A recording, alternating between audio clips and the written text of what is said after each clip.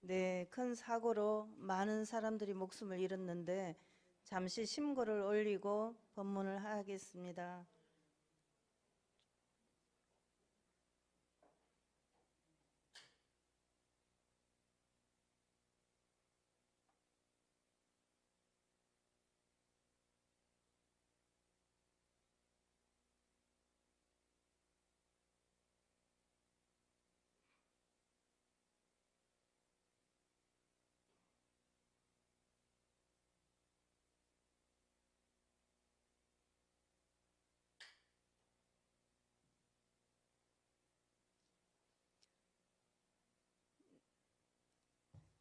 너무 안타까운 그런 사고가 있었습니다. 우리 직접 자식이 아니라 하더라도 큰 손실이고 정말 마음이 아픈 그런 일입니다. 대종사님께서 연목판을 잃어버린 제자들에게 연목판을 가져간 사람들이 너희들을 가르치는 스승이다, 그렇게 말씀을 하셨잖아요. 그러니까 미리 경계를 해 주셨는데도 불구하고 제자들이 잘 챙기지 못해 가지고 연목판을 잃어버리고, 그 연목판을 잃어버린 것은 그 스승을 대접한 공부 비용으로 생각해라, 이렇게 말씀하셨는데, 우리 사회도 정말 곳곳에서 사고가 많이 나고 이런 것을 보면서 우리가 미리 챙기지 못하고 잘 관리하지 못한, 또 각자는 각자를 관리하는 것과 또 집단은 집단을 관리하지 못한 그런 책임이 있음을 생각하면서 굉장히 안타까운 마음을 금할 수 없고, 또 열반하신 분들에게 명복을 빌어드리고, 환자인 지금 이제 위중하신 분들이 잘 치료되어서 깨어나기를 간절히 염원드립니다. 오늘 제가 그 큰 스승의 자격이다, 그런 주제로 말씀을 드리려고 한 것은, 지난주에 제가 요 내용을 하면서 덜 해가지고 거기를 더 말씀을 드리겠다고 말씀을 드렸습니다. 조금 전에 불러드린 성가는 큰 어른들께 법문을 청할 때 부르는 청법가입니다. 그런데 그 노래를 왜 불렀냐면은, 우리가 우리 마음속에 모시고 있는 스승님, 제일 크게는 이제 대종사님일 것이고, 그 밖에도 정산종사님, 대산종사님, 수많은 큰 스승님들이 많이 계시잖아요.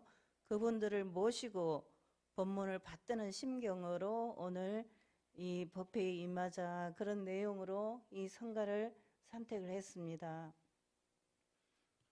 우리들이 살아오는 동안에 많은 스승님과 제자를 만나게 됩니다. 그래서 그 사람들과 인연을 맺으면서 우리가 더 진급하고, 또 때로는 아파하면서 성장하면서 그렇게 살아가고 있습니다. 먼저 이제 그 스승을 말하기 전에 나는 어떤 제자인가 하는 생각을 저를 보면서 해봅니다. 나는 엄청 정산종사님보다 더 괜찮은 제자다, 이렇게 생각하기가 저는 어렵습니다. 정산종사님께서 대종사님을 뵌 후에 일호의 사심이 없었다, 이렇게 말씀하신 것, 마음으로 한 번도 그 어른을 거슬려 본 적이 없다, 이렇게 말씀하신 그런 말씀을 나한테 적용하면 어떨까, 나는 어떨까 생각을 해봅니다. 이제 우리 수타원님이나 큰 어르신들은 더 잘 하셨을 거고, 이제 저같이 공부가 좀 부족한 사람은 그것이 조금 더 못 미쳐가지고 미안한, 죄송한 그런 마음이 있을 걸로 생각이 됩니다.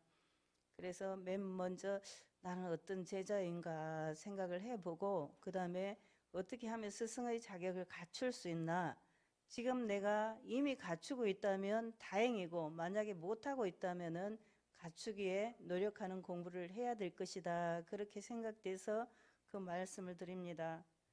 대종사님께서 스승이 제자를 만날 때 먼저 그의 신성을 보나니, 이렇게 신성품에 말씀해 주고 계십니다. 그 사람이 신심이 있으면은, 독실한 신심이 있으면 법이 건네고 공을 이룰 것이고, 신심이 없으면 그 법이 건네지 못하고 공을 이루지 못한다. 이렇게 신성품 1장에서 말씀을 하고 계십니다. 그러면 뭘 신심이라고 할까 생각을 해볼 때 무엇을 신심이라고 하는가 할 때 대종사님께서는 스승을 의심하지 않는 거다 그랬습니다. 우리가 조그마한 이제 뭐 내가 재봉을 배운다 하더라도 그 선생님이 가르쳐 주는 대로 해야 되죠. 붓글씨를 쓸 때 체본을 선생님이 주시면 그 체본을 따라서 쓰는 거죠. 처음에는 내 글 쓰는 것이 아니라 선생님 것을 베껴 쓰는 것이 처음 공부할 때 일이죠. 그렇듯이 무슨 일이든지 스승을 의심하지 않고 시키는 대로 그대로 따라하는 것이 제일 먼저 좋은 제자다. 법이 건넬 수 있는 그런 제자다. 이렇게 말씀드릴 수가 있겠습니다. 혹 제자의 눈에 스승의 허물이 보이면 정산종사님께서는 어떻게 하라 그러셨죠? 나의 박복함을 한탄해라 그러셨어요. 스승의 허물이 보인다면 은 내가 박복한 거지 스승이 문제가 있는 것이 아니다. 그런 이야기예요. 내가 스승을 정할 때 부족한 스승을 정했을 수도 있고 그렇다면 결국 못 알아본 나의 부족함이죠. 또 스승이 사실은 그렇지 않은데도 불구하고 내가 몰라 배해 가지고 스승의 허물로 생각하는 경우가 있을 겁니다. 여기에 선생님들도 많이 계시는데 아마 학교에 근무하시면서도 그런 경험이 많이 있을 걸로 생각이 됩니다. 스승을 의심하지 않고 그대로 믿는 거죠. 그래야 따라갈 수 있습니다. 마치 뭐와 같으냐면 우리가 최소한 일이 익산역에서 기차를 타고 용산역에 표를 끊었을 때 그 기차가 딴 데로 갈 거라고 생각은 안 하죠. 그 기차는 반드시 용산역에 도착할 거라는 걸 믿지요. 그래서 그 기차를 타는 거죠. 그리고 만약에 내가 중간에 내리지만 않는다면 또 특별한 큰 사고가 나는 것만 아니라면 조금 한 5분 정도 늦을 수는 있지만 반드시 도착할 거라는 걸 믿고 있죠. 그러니까 그 기차를 안심하고 타는 거죠. 만약에 그런 믿음이 없다면 우리 이 세상은 잘 돌아가지가 않을 거예요. 우리가 모든 걸 믿죠. 일요일 날 10시에 이리교당에서 법회를 본다. 이것도 믿잖아요. 그런데 가봤더니 나밖에 없네. 아무도 없다. 그러면 어떡하겠어요? 그러면은 무언가 오늘 법회는 다른 데서 본다고 공고를 했는데 내가 못 들었던지 그런 일이 있는 거죠. 그렇지. 이상하네. 나만 빼고 다 어디 갔을까? 이렇게 생각할 수도 있는데 의심하지 않고 확실히 믿는 것이 제일 중요한 거다. 그렇게 말씀을 드릴 수가 있겠습니다. 그 다음은 스승님이 지도하시는 대로 따라라 그랬습니다. 자기 고집이나 주견을 내세우지 않는 것이 신이다. 지도하는 대로 따르고 고집이나 주견을 내세우지 않는 거다. 종법사님께서 계속 요즘 강조하시는 게 상시 응용주의사항을 잘 공부를 해라. 그리고 상시일기와 정기일기를 잘 쓰라. 이렇게 하셨는데 나는 못해요. 또 어떤 사람이 뭐라고 하냐면 나는 그냥 학마에 안 할래요. 이렇게 하는 분들이 있거든요. 그렇게 하는 것이 아니라 제가 조금 부족하지만 아직은 잘 못하지만 열심히 해볼게요. 이렇게 하는 마음, 그렇게 하는 태도가 바로 제자된 도리요 신심이다. 이렇게 말할 수가 있겠습니다. 대종사님께서 장족조 구남수 이만갑 그 선지님들 전부 다 변산에 계셨던 분들이죠. 그 분들을 앉혀놓고 여러분은 내가 똥이라도 먹으라고 하면 먹을 수 있겠는가? 이렇게 물어보십니다. 그러니까 어떻게 하셨어요? 바로 똥을 가져오는지라 이렇게 하셨어요. 우리 교도님들은 만약에 종법사님께서 너 똥이라도 먹겠냐? 이렇게 하면 어떻게 하겠어요? 수세식 화장실이라 똥이 없어요. 그렇게 하실 거예요? 아무튼 지금 사람들의 경우는 옛날보다 더 단순하지 않아가지고 오히려 약간 호의불신이 많아진 것 같아요. 많아진 것 같은데 잘 생각해 보시면 이제 그게 막 크게 되는 것도 아니에요. 가정에서 부모님이 야, 요거 좀 하면 좋겠다. 그러면 애들이 뭐라 그래요? 예, 어머니, 예, 아버지 이렇게 해요? 안 돼요. 그거는 이래서 안 되고 저래서 안 되고 오만 가지 이유가 다 있죠. 네, 단장님이 아이고 오늘 우리 단회를 하려고 하는데 몇 시에 나오세요? 그러면 못 가요. 뭐가 있고 이렇게 안 하시죠? 네, 안 하실 걸로 생각이 됩니다. 그러니까 작은 교화단이나 가정이나 교당이나 세상이나 다 마찬가지인데 지도자가 지도하는 대로 잘 따르고 자기의 주견을 내세우지 않는 것이 신심이다 그랬습니다. 이렇게 말씀드리면 젊은 사람들은 아, 그거는 맹신이에요. 이렇게 말할 수 있는데 정말 몰라서 어리석어서 한다면은 맹신이겠지만은 그 스승님의 말씀이 그 지도자의 말씀이 옳다는 걸 알고 있죠, 대부분은. 그것이 터무니없는 거라든지 아니면 맞는 거라든지 그 정도 판단은 다 되죠. 그러니까 그런다면은 잘 믿고 따르는 것이 제자 도리고 신심이다. 그렇게 말씀하시는 것입니다. 세 번째는 스승님께서 엄교 중책을 하더라도 다 달게 받고 불평이 없어야 된다 그랬습니다.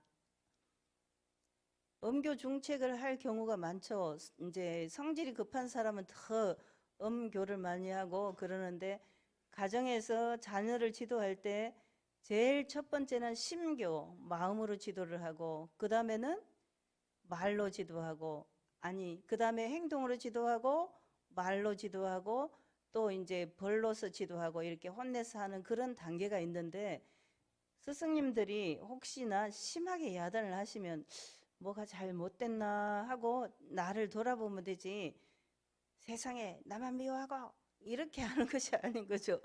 예. 혹시 교도님들 가운데 법회 시간에 무슨 말씀을 드리면 저거는 다 들으라고 했나? 이렇게 하는 분이 가끔 계세요.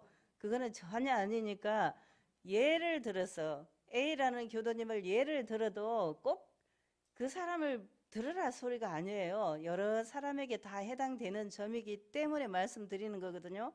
그러니까 불편하게 생각하지 마시고 아, 여러 사람을 가르치기 위해서 하나 보다 이렇게 생각하면 되겠습니다. 그것이 스승님이 나를 그냥 그 구렁텅이로 빠져들게 하기 위해서 하는 것이 아니라 내가 조금 더 잘 되었으면 좋겠다. 이런 상 서원문에 보면 맨 뒤에 어떻게 돼 있어요? 진급이 되고 은혜는 입을지언정 강급이 되고 해독은 입지 아니하기로써 이렇게 돼 있잖아요. 그렇게 해 주시려고 하는 경책이다. 이렇게 생각하면 그냥 불편하지 않게 생각하고 받아들일 수 있겠죠. 그것이 신심이라 이렇게 말씀드립니다. 그 다음 네 번째는 자기의 허물을 속이거나 숨기지 않는 거죠. 향산 종에는 향내가 나고 생선 싼 종에는 비린내가 납니다. 아무리 감추려고 해도 안 돼요. 그렇죠? 그러니까 그냥 내 허물이 있다면 그것을 다 드러내면은 고칠 기회가 생기는데 그걸 감추려고 하면은 결국 드러나면서 나는 고쳐지지도 않고 내 모양만 좀 불성사납게 되는 그런 경우를 맞이하게 됩니다. 우리가 참회문을 이제 무슨 그 제지낼 때마다 또는 매일매일 참회문을 독송을 하는데 그 참회문에 보면 참다운 참회는 불생불멸과 인과 보응의 이치를 여실히 깨닫고 남을 속이고 해하는 것이 곧 나를 속이고 해하는 것과 같은 것을 깨닫는 것이다 그랬습니다. 그러니까 그냥 내가 부족하면 부족한 거죠. 예를 들어서 제가 얼굴이 좀 못생겼어요. 그러면 못생긴 건데 그걸 어떡하겠어요? 나도 어떻게 할 수 없어요. 할 수 없는 거죠. 그냥 못생긴 대로 보여주는 거예요. 근데 그걸 못생긴 걸 감추려고 성형수술을 많이 하고 그러면은 성형 중독이 돼가지고 연예인들 보셨죠? 이 표정이 이상해져야 표정이 없어지잖아요. 성형수술을 여러 번 하면 그런 문제가 생기기도 합니다. 지금 이제 대종사님께서 말씀하신 신심이 있는 제자들은 어떤 것이냐, 어떤 제자냐. 누구든지 제자를 볼 때 신심을 먼저 보는데 첫째는 스승을 의심하지 않는 것이다 그랬습니다. 스승을 의심하지 않고 두 번째는 스승의 지도에 따르는 거죠. 자기의 주견과 고집을 내세우지 않는 것이 신심이다. 그리고 세 번째는 스승님께서 어떤 심한 말이나 벌로 꾸중을 하신다 하더라도 다 달게 받고 불평하지 않는 거고, 네 번째는 자기의 허물을 숨기거나 속이지 않는 것, 그리고 사실대로 직구하는 것, 이것이 제일 빠른 방법이에요. 이 신심을 가지면은 능히 불조의 법기를 이룬다 그랬습니다. 불조의 법기를 이룬다 그랬습니다. 오늘 법강 항마의 후보자들이 영산으로 훈련 가서 이제 훈련을 받고 있는 중인데, 우리 원불교에서 여기는 이제 법사님들도 많이 계십니다. 법강 항마이가 되시면 초성위에 오른다 그랬습니다. 그때 성자가 성인 성자예요. 그러니까 우리 여기 계시는 법사님들은 초성인, 성인의 반열에 오르신 거예요. 그러면은 성인이 그냥 쪼잔하고 좀 못나고 그러면 되겠어요? 마음이 어때야 되겠어요? 성인이? 마음이 툭 터지고 진리에 대한 깨달음도 있고 이런 분이어야 되겠죠. 예, 저도 이제 제가 그런가 좀 저를 돌아보는데, 아무튼 그 법의 등급은 자기의 공부 정도를 살펴서 더 진급하도록 노력하는 표준을 삼으라고 있는 것이 법의 등급이에요. 아유, 나하고 같이 왔던 저 사람은 벌써 법사가 됐는데 난 아직도 안 됐네. 우리 교모님은 나만 미워하나 봐. 이렇게 생각하는 분은 없겠죠. 네. 그렇게 혹시 생각하는 분이 있다면 조금 전에 말씀드린 그 내용을 잘 살펴보면 되겠습니다. 그러면 모두가 존경하고 모시고 싶고 가까이 하고 싶은 그런 스승님이 되려면 어떻게 하면 좋은가? 지금 이제 속으로 한번 탁 생각해 보세요. 길게 생각 안 하고 나는 어떤 사람하고 있을 때 제일 좋더라. 어떤 사람하고 있을 때 제일 좋은지 한번 생각해 보셔요. 네, 서로 마음이 통하는 사람이 하고 같이 있을 때 제일 좋다 그랬습니다. 어떤 분하고 어떤 분을 모시고 있을 때 가장 마음이 훈훈하고 좋았습니까?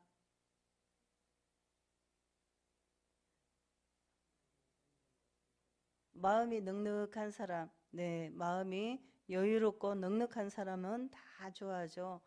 대산 종사님께서는 스승의 자격을 세 가지로 말씀해 주셨어요. 세 가지. 크게 깨쳐야 큰 스승이 된다 그러셨습니다. 우리 대종사님께서 1916년 4월 28일 날 노루목에서 하신 것을 우리가 대각 하셨다 그러잖아요. 대각, 크게 깨치셨다 그런 뜻입니다. 그러면은 우리들은 어때요? 우리들도 늘 깨달음이 매일매일 있죠. 매일매일 있어요. 어? 어? 이렇게 하면서 매일매일 깨달은 게 있죠. 아마 오늘 오시면서도 깨달은 게 있을 거예요. 이제 그냥 아주 간단하게 생각하면, 왜 이렇게 자리가 비었지? 아, 항마 후보자 훈련 같구나, 청운단위 훈련 같구나, 이런 것을 알면은 그게 조그마한 깨달음이죠. 그런 것도 깨달음인 거예요. 그런 작은 깨달음들이 천각 만각이 되면은 대각이 된다. 그렇게 말씀하셨습니다. 먼저 자신이 깨쳐서 한 소식을 해야 그 진리의 소식을 전할 자격이 있죠. 그 사람이 아니면은 그 사람을 모른다 그랬습니다.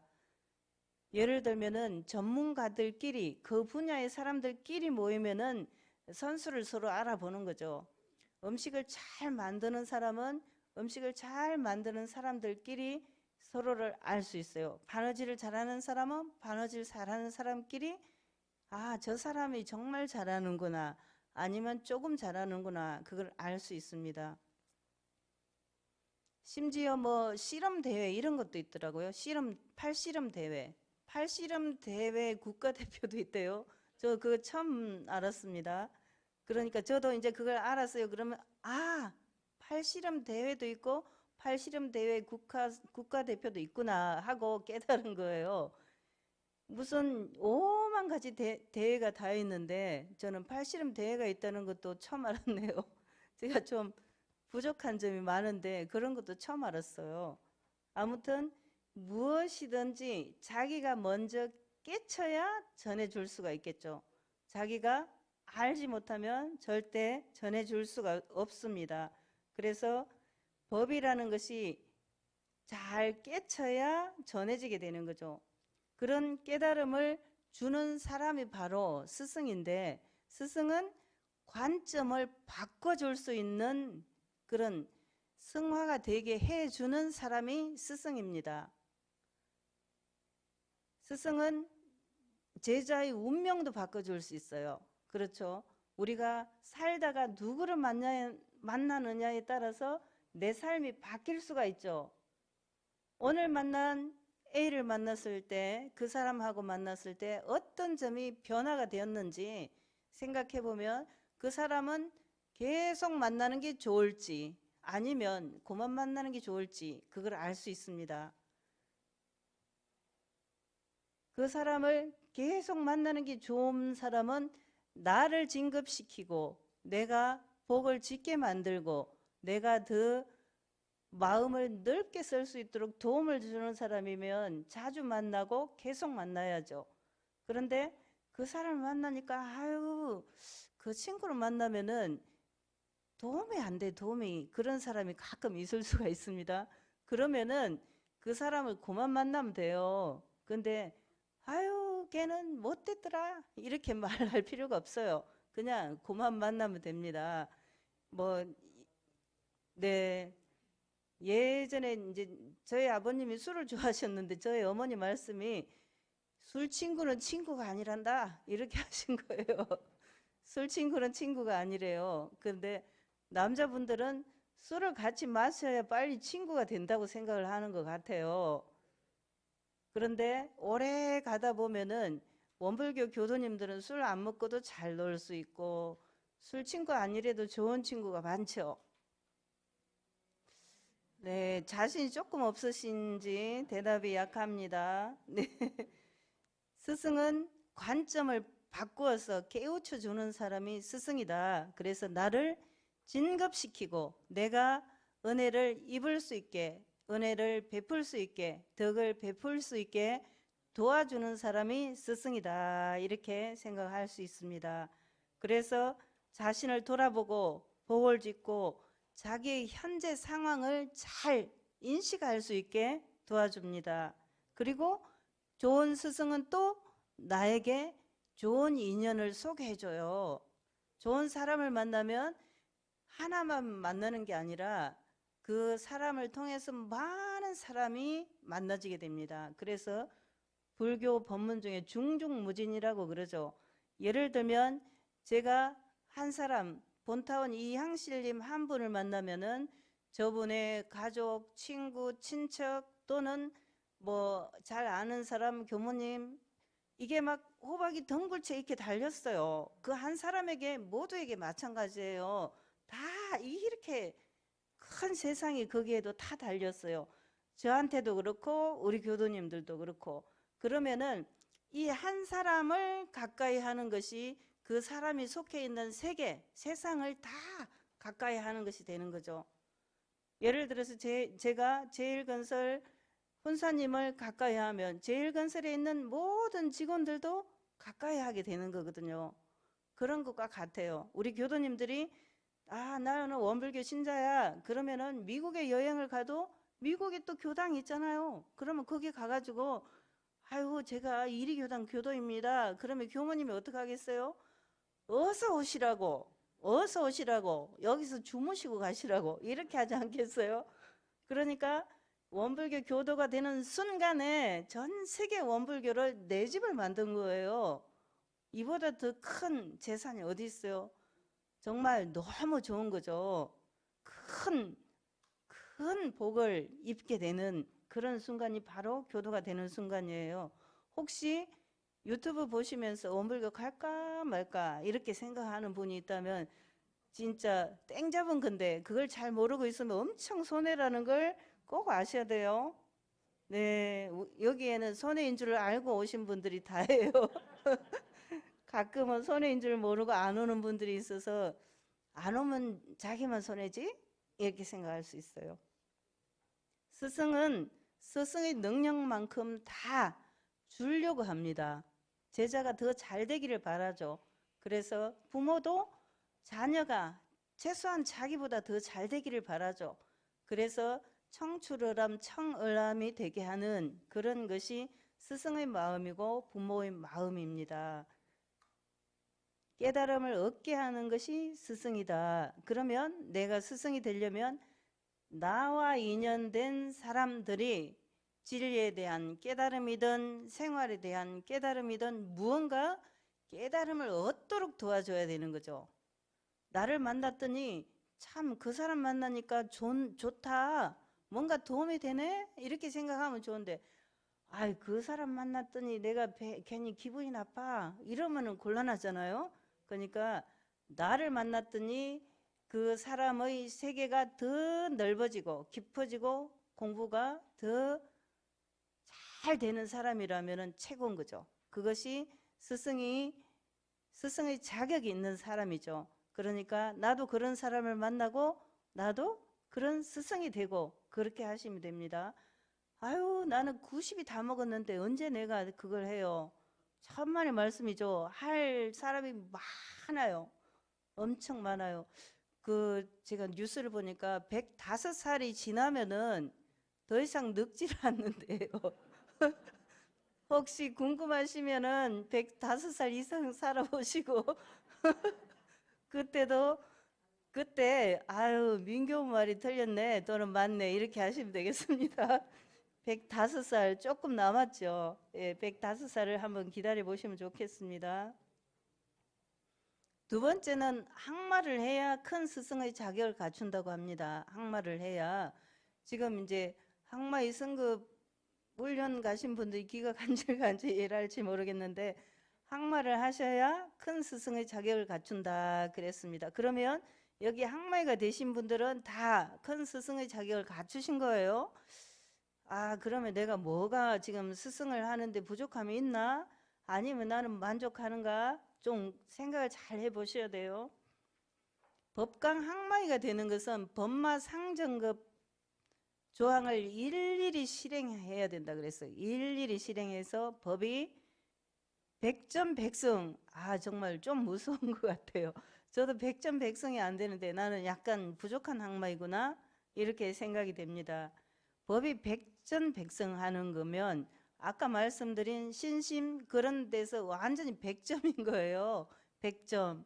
그러니까 요 조금 나는 예를 들어서 몇 프로 항마인가 100% 항마인가 90%인가 80%인가 아니면 나는 60%인가 소심하게 이거 고민해 보셔야 돼요. 고민해 보셔가지고 나는 100%네 그러면 최고고 나는 좀 모자라네 그러면 어떻게 하면 돼요? 아유 나는 반납해야 되겠네 이래야 돼요?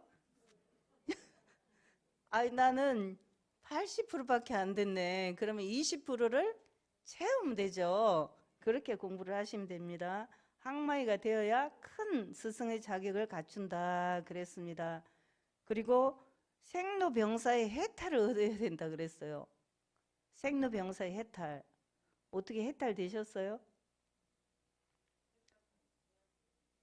네. 아직은 덜 됐을 수도 있지만 이제 하고 계시죠? 제가 뵙기에는 우리 어른들은 생사해탈이 많이 되신 것 같아요.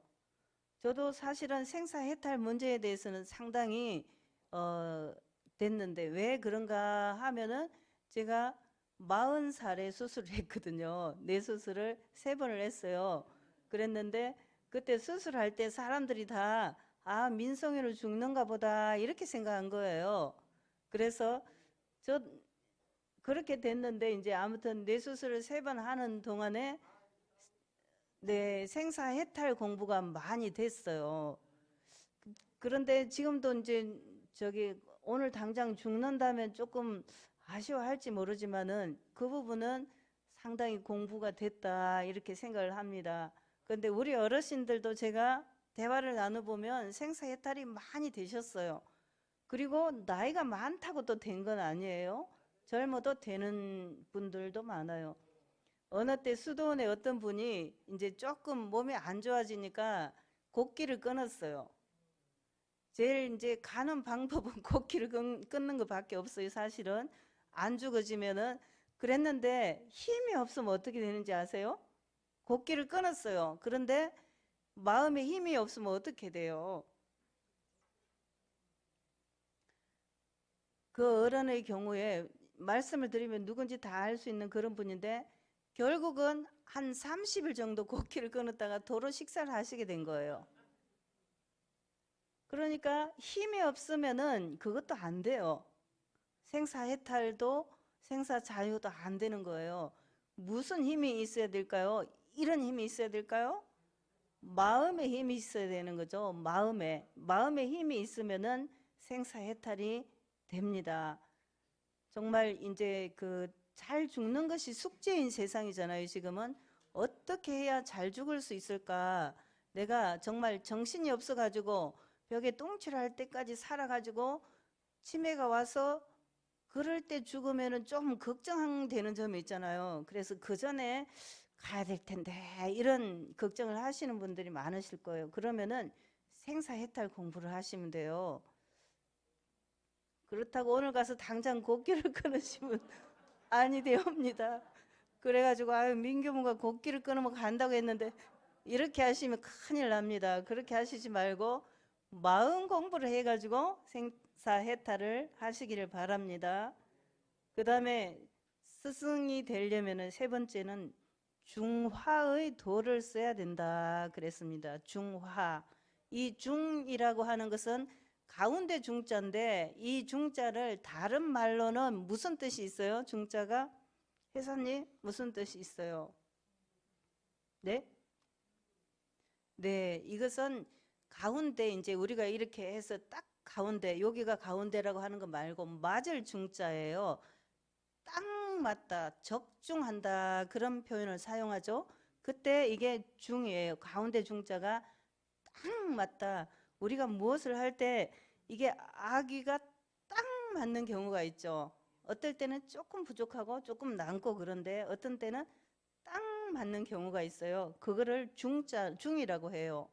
화자는 화할 화자예요. 화할 화자. 그래서 중용에 보면 희로애락 미발지 중이요 발이 개중조를 위지하라 그랬습니다. 희로애락이 나오지 않은 상태. 그러니까 우리가 우리 원불교 용어로 하자면은 뭐예요? 본래 성품 자리, 그것이 중이에요. 중. 그 성품이 발현되어서 발이개중절, 때와 장소에 딱 맞는 것을 화라고 그래요. 화할 화자, 화할 화자. 예를 들면은 장례식장에 조문을 갔는데 휴대폰 벨을 안 꺼놨더니 휴대폰 벨에서 닐 일이야. 그렇게 넣으면 정말 너무 난감하죠. 그것은 중이 못된 거예요. 장례식장에서는 엄숙하고 조문을 갔으니까 그 상주들 위로해야 되는데 휴대폰에서 내 휴대폰에서 그런 노래가 나오면 대략 난감이잖아요. 그것은 이제 맞을 중자가 아닌 거예요. 적중이 아니고 부적절한 그런 이제 휴대폰 음에 나온 거죠. 그런데 또 잔치집에 가서 그러면은 축하를 해드리고 그래야 되는데 막 오만 상을 찡그리고 이렇게 있으면은 그것도 중이 안 되는 거죠. 중이 안 돼요. 그것을 때와 장소에 딱 맞는 것을 화할 화자 화라고 그래요. 정산 종사님께서 그 기술 중에서 가장 중요한 기술이 인화의 기술이다 이렇게 하셨는데, 사람들이 다 화기롭게 서로서로 좋아지게 하는 것이 화화자잖아요. 중화의 도를 써야 스승의 자격이 있다 그랬습니다. 이제 어디 가든지 보시면 어떤 사람은 이게 과유불급이라 그러잖아요. 지나치면 모자란 거하고 똑같다 그런 이야기인데, 어디에 갔더니 어떤 사람이 자기 혼자만 다 얘기해. 제가 말하지 않아도 혹시 알지 모르는데 어떤 분은 한 3시간 혼자 말씀하세요. 혼자. 여러 사람 모였는데 3시간. 참 들어주는 사람들도 장하다 그 생각이 드는데 3시간을 혼자서 말씀을 하셔요. 그러면은 그 이제 중화가 안 된 거예요. 그러니까 듣기도 하고 말하기도 하고 그래야 되는 거죠. 어떤 사람은 말 한마디도 안 하고 이래갖고 또 있는 사람이 있어요. 그렇게 하는 것도 중화가 아니에요. 그러니까 중화가 되려면은 묻기도 하고 듣기도 하고 이렇게 해야 되는 거죠. 다른 사람이 답답해 죽게 하거나 아니면 열불이 나서 죽게 하면 안 돼요. 네. 스승이 되려면은 이 그 3가지, 스승의 자격을 가지려면 이 3가지가 있어야 된다. 그렇게 말씀을 드렸습니다. 먼저 제자로서 스승 얘기하기 전에 나는 어떤 제자인가 살펴보고, 대종사님께서 신심이 있는 사람이 좋은 제자다 이렇게 하셨고, 신심이 있으면은 법이 건네고 공을 이룬다 그러셨어요. 내가 큰 스승의 자격을 갖추려면 먼저 큰 깨달음이 있어야 된다. 큰 깨달음이 있어야 된다. 네, 자꾸 깨봐요. 뭘 깨야 될지 모르겠는데 접시를 깨지 말고 깨달음을 자꾸 해보시라고요. 그러면 이제 큰 깨달음이 될 거예요. 그렇게 하고 항마를 해야 된다. 이거는 법강 항마에 올라야 된다 그 소리가 아니라 말을 항복받아야 된다 그런 이야기죠. 그래서 법이 백전백승하고 생사의 이치를 깨쳐야 된다. 생사 해탈이 돼야 된다 그런 이야기입니다. 3번째는 중화의 도를 써야 큰 스승의 자격이 있다 그랬습니다. 제가 뵙기에는 이리교단 교도님들은 다 큰 스승의 자격이 있으신 것 같아요. 이제 저도 부족하지만 조금 있고, 그러니까 내가 100% 스승이냐 90%냐 80%냐 아니면 60%냐 이렇게 해가지고 조금 부족하다면 채워가는 그런 스승이 되는 공부를 하시고, 오늘부터 어떻게 하면 내가 다른 사람의 스승이 될까 잘 연마를 하셔가지고 모두 이 세상에 큰 스승의 자격을 갖춘 훌륭한 스승들이 되시기를 염원드립니다. 감사합니다.